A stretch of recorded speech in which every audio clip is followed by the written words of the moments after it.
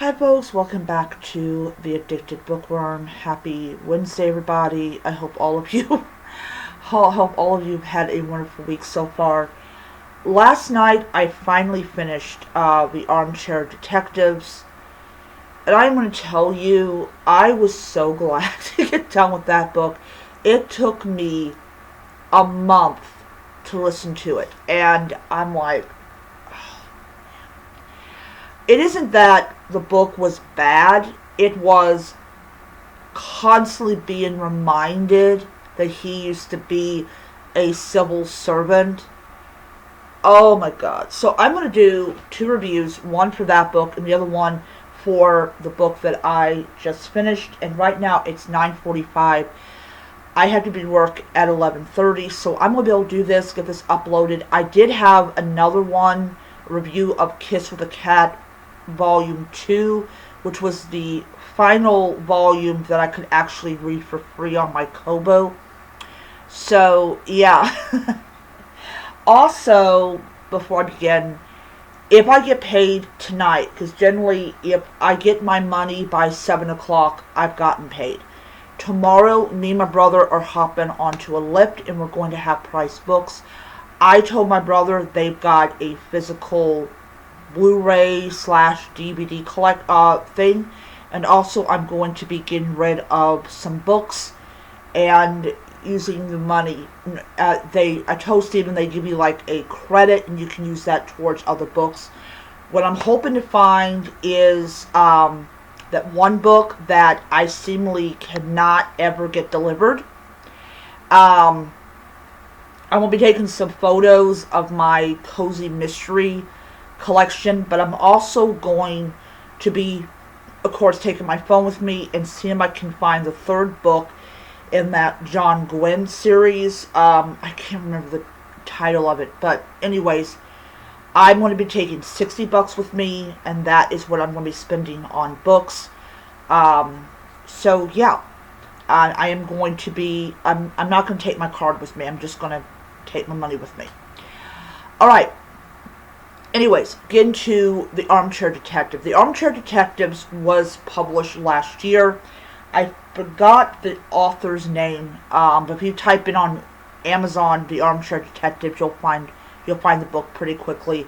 So it's about these two men.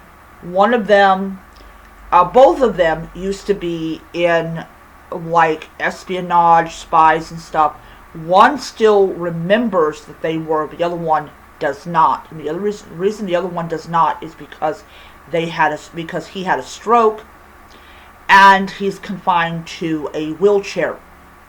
So our main characters are all both in the same retirement facility, though one is a long-term resident, the other one is only there for a month. And his daughter is a constable with the police department. Her name is Dion.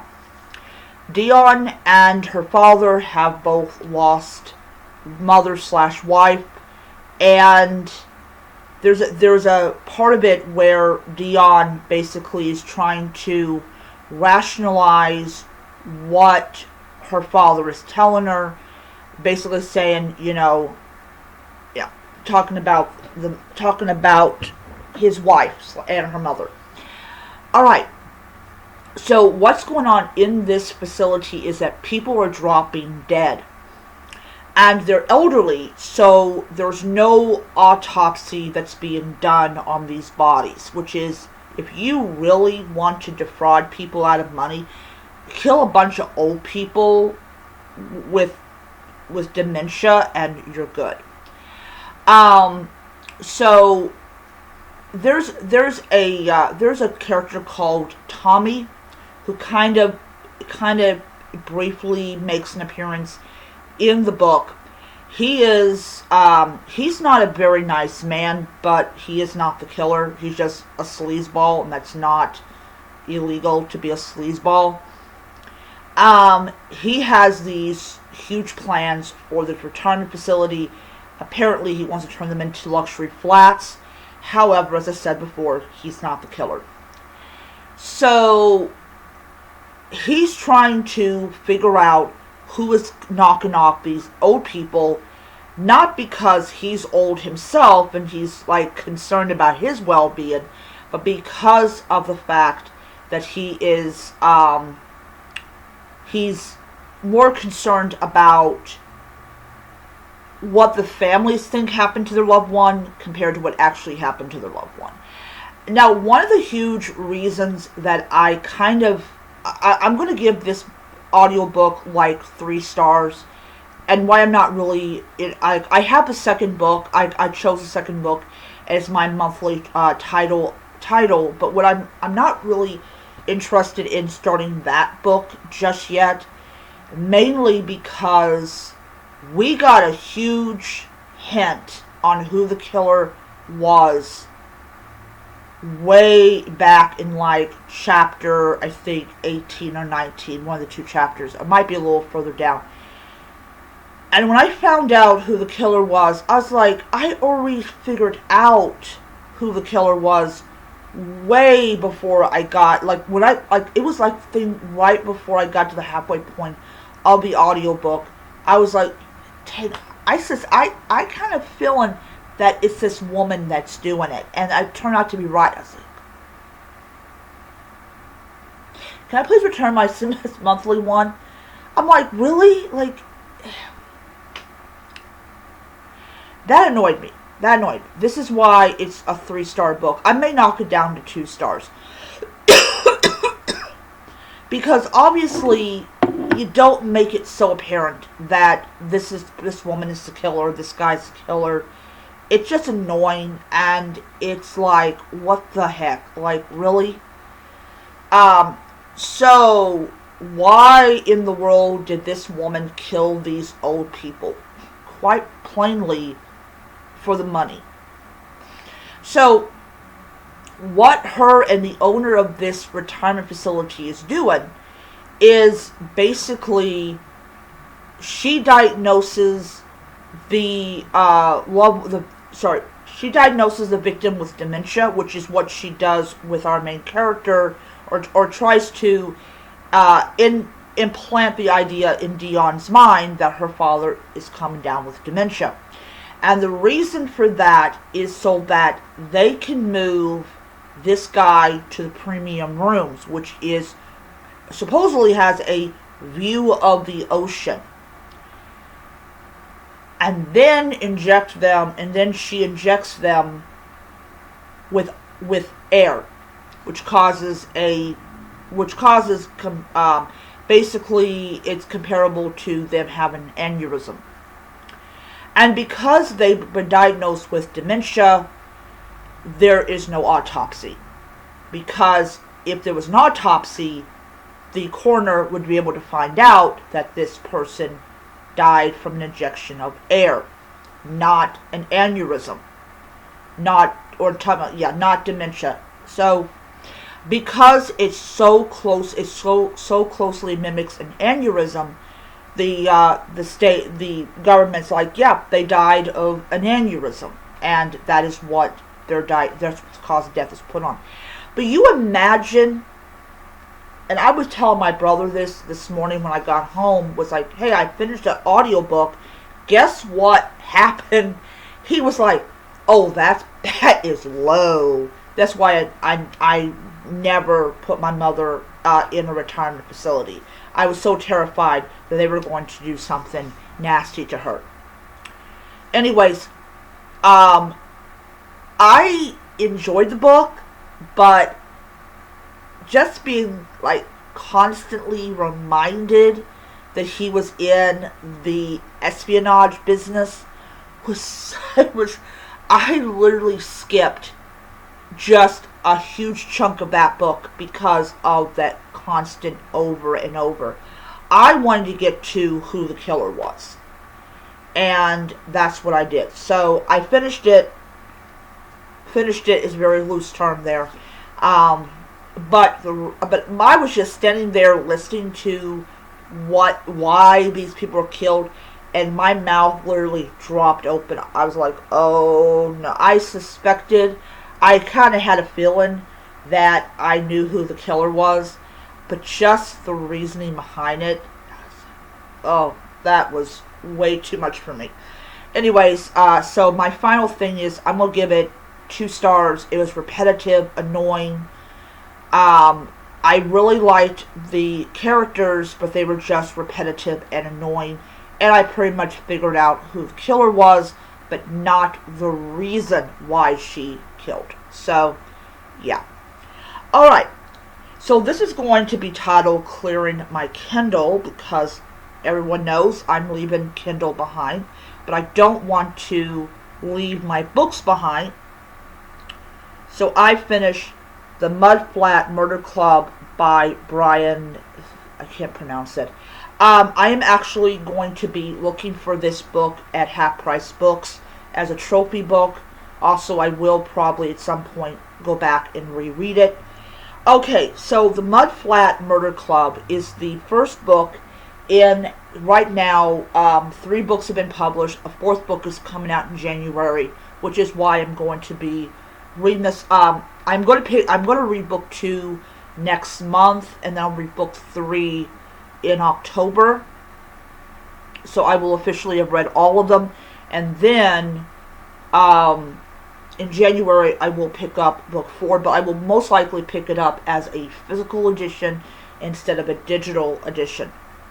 Alright, so anyways, we have this retired detective named, a homicide detective named Sheen, and he has retired to this gated community that is for retirees, especially retirees that used to be in law enforcement. And so basically, most of the people that are there used to be in law enforcement in some kind of capacity. You have the Mudflat Murder Club, which is very different than a lot of the other so-called murder clubs, because every single member of this club used to do one thing, and one thing very well: homicide. There are people that used to be forensic investigators, you got people that used to be coroners, and you got people that used to be lab techs, lab technicians. They know all about chemicals, homicide detectives of all stripes. Then we have a present homicide detective named Charlie, which is a woman. And she at first is not really thrilled that a group of former homicide investigators and forensic pathologists and all that type of stuff are trying to solve the murder of 2 women. One was a wife, the other one, I forgot what she was, but I don't remember the wife's name, but I do remember the second victim's name. Her name was Teresa. So at first, Charlie does not want the Mudflat Murder Club anywhere near her crime scene, even though they're the best in what they do. Unfortunately, she ends up having to kind of be a part of that group. And it turns out the killer is a woman called Beth. Beth intended just to scare the first victim. She says she did not intend to kill her, and she actually tries to kill herself, which kind of goes into like a little hostage negotiation and all that. Absolutely love this book. So much better than the Armchair Detectives. Mainly because you do not have repetitiveness in the book, which is something that really just grinds my gears, is repetitiveness. I can't take that. So I gave this book 4 stars. Great book. I really enjoyed it. So let's go back to audiobooks. I actually am starting to listen to Murder Comes to Marlowe, because I absolutely love the Marlowe Murder Club. That's also another book I'm going to be looking for at Half Price Books. I have started on, like, I'm listening to 2 chapters a day. Tomorrow I'll be listening to, before I go into work, before I clock in, I will be listening to chapters 3 and 4. But tomorrow I'm going to be listening to probably 5 through 10, because I'm off. And then I'll go back to, like 2 days, like 2 chapters. But yeah, so I'm returning this back to Kindle Unlimited. I will not be acquiring it because I'm getting it as a physical edition. So,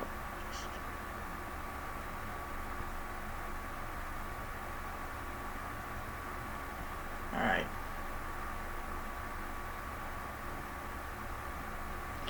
Alright,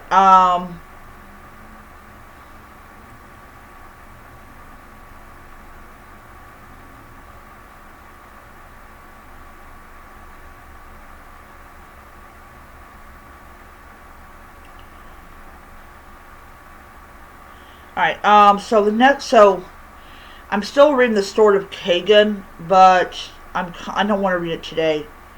I may just take it back. I'm gonna go ahead and return Sword of Kagan. I'm just like, I'm not really getting into it. Oh, here's one. This one I like this one because this one,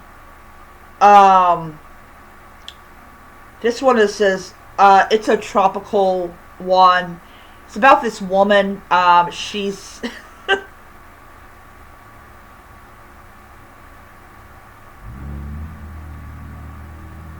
that's really weird. It's like down below and then it's up top. So I'm gonna go ahead. This is a fun read. I really like this one. I'm actually almost done reading all these books in the series. I may go ahead and get the other one because I just absolutely love it. I think I started on this book. I'm not exactly sure.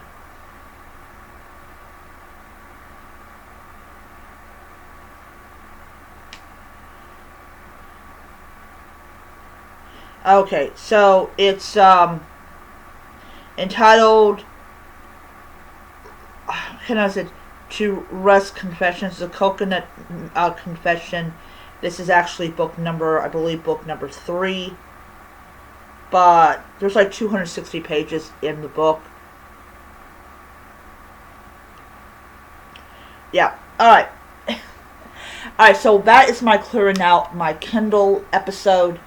I'm gonna be absolutely honest. I am enjoying clearing out my Kindle. So I officially have, as Kindle Limited books are concerned, I'm back to 15 books, so that's really cool. Alright, so I am going to go ahead and upload this video, because I gotta be at work in about a little under an hour and a half. Anyways, so yeah, I'm gonna upload Kiss with the Cat and everything, and then when I get to work, I'm going to listen to chapters 3 and 4 of Murder Comes to Marlowe, so I suspect the groom is going to be the dead person, and also I'm going to read 2 more chapters of my library book. I have 1 library book on my Kobo, and everything, and also when I get off at 5:30 this afternoon, so I'm gonna be home before 6. I will be I'm going to be spending a little bit of time here, and then I'm going to Bible study. But I am so happy that we're at the halfway point of this week, because I'm telling you something, I cannot wait till my day off tomorrow, because I am, ugh. Anyways, I will see you guys next time.